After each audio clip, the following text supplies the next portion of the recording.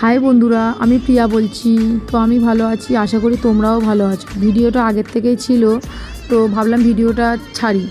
তো এডিট করতে গিয়ে দেখি ভিডিওর মধ্যে অনেক ঝামেলা বেঁধে গেছে। বাড়ির সবাই মিলে একসাথে ভাত খেতে বসেছি। বাড়ির সবাই একসাথে ভাত খেতে বসার মজাটাই আলাদা। এখানে রান্না হয়েছে কচু আলু ডাল্লা আর শঙ্কর মাছ আলু ঝাল। অনেকে আবার ওটাকে মুরুলি মাছ বলেও চেনে। তার হয়েছে কুমড়ো ভাজা। তোমরা কারা কারা এই শঙ্কর মাছ খেতে ভালোবাসো তো কমেন্টে জানিও কিন্তু। আর যখন সবাই মিলে একসাথে ভাত খেতে বসা হয়, তখন কেউ বলে এটা খাবো না, কেউ বলে ওটা খাবো না, কেউ বলে এই তরকারিটা এমন হয়েছে, কেউ বলে ওই তরকারিটা এমন হয়েছে। এই কমেন্টগুলো শুনতে শুনতে কান ঝালাপালা হয়ে গেছে। যখন কেউ রান্না করে মুখের সামনে এনে দেয়, তার মানে বুঝে নিতে হবে যে এই খাবারটা খারাপ হোক আর ভালো হোক, সেটা খেয়ে নিতে হয় চুপচাপ। কারণটা হলো, কেউ অনেক কষ্ট করে হাত পুড়িয়ে রান্না করে দেয়।